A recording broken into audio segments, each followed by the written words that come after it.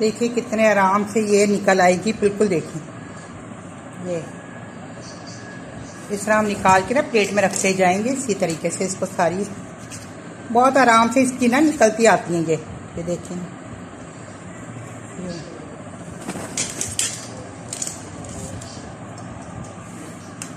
इसी तरह मैं सब के सब निकाल लूँगी।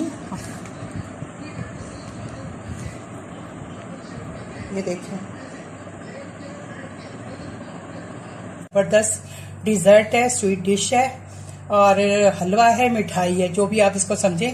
ये अफलातून बहुत फेमस और मशहूर मिठाई है, बम्बई की मशहूर मिठाई है ये अफलातून।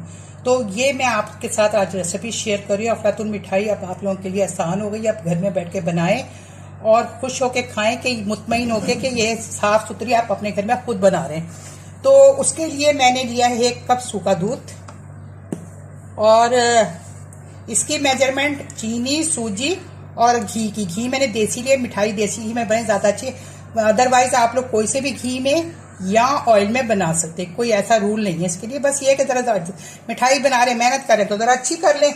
तो ये आधा कप मैंने घी लिया है, आधा कप सूजी। सूजी आप कोई सी भी ले सकते हैं, मोटी या बारीक कोई सी भी ले सकते हैं।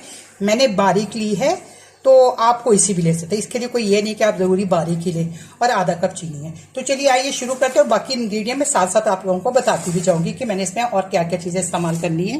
तो चलिए आइए, अब कढ़ाई में हम डाल देते हैं आधा कप ऑयल।